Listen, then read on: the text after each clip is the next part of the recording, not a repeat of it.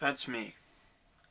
Somewhere between dancing monkey and movie star, a far shot from the wise women and men of old, but similarly tasked, told to unfold the worldly truths and wordy mythos of our culture.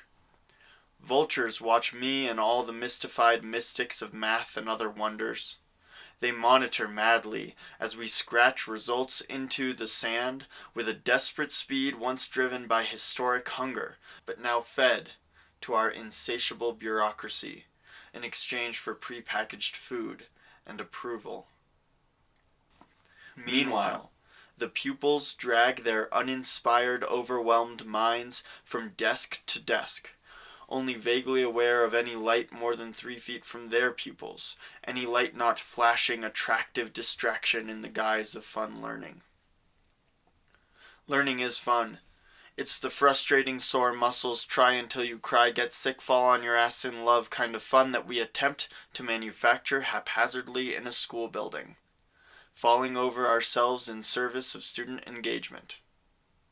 That learning which can be found up any stream, out of any door, inside any book, within every story, the shape of a leaf, revealing what we can eat or what to feed to the sick. If we teachers only knew what to look for, if we'd been fed the way students hunger for nourishment. Learning is to be thirsty. Learning is to listen. Learning is usually painful for at least part of the process. And for all the talk of disequilibrium, the status quo is awful comfortable. Mixed messages. This medium of education demands more mediocrity than imagination. Teachers are taught formulas the way students are taught equations, as if the truths that have preserved humans for millennia, the observation and experimentation of our ancient soul, has been transcended by the love and logic method, the wonders method, the teacher-centered, learner-centered, content-centered, biography-driven, discussion, demonstration, debate, deforestation methods, stripping whatever wisdom might be left in our system and feeding it to an accountability form method. My students do not know their value, their strength, the depths of suffering and challenge that drive true innovation. Neither do I. We would complain about the flavor of free ice cream if we ever didn't get our top choice.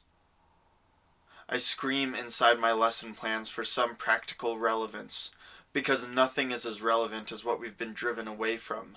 We do not remember the intergenerational work of drawing our food from dirt, with gratitude at every sprout and blossom for one less hungry evening.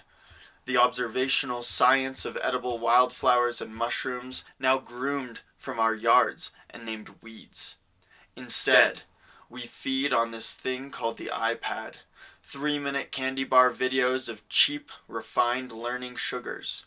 Innovation wrapped in rotating styles of plastic and a strict profiteering strategy, sold to schools as necessity, because how are children supposed to have relevant skills in a world where their greatest work will be earning likes for their original business proposal?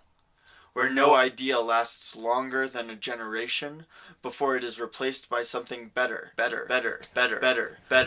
best, then maybe rest, but wait, there's more, now customizable with 4 or 5 different colors, 5 different flavors of sugar, and meanwhile the sugars in every fruit and vegetable are left wrapped in their cellophane cases, crafted by slaves from dead dinos and promising death to giggle at this little cat, or the man falling on his ass, or the ass that just won the election, or ooh, at the electric self-driven cars driven across your feed like they're needed, like they prove we're still moving forward when truly we have only traveled circles, and the deeper we dig, the more we seem to find, but what's left behind is torn like a million trees turned to paper to be stacked and shredded and piled and replaced by the styling iPads that comfortably pad our minds from any question of why every article of clothing has slavery stitched into the seams seamlessly.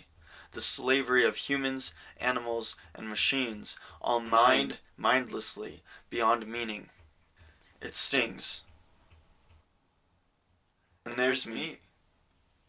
dancing in front of my students, or maybe weaving between their desks, or radically rearranging us into a circle, so every face is greeted by the rest. School in the woods? School is the woods.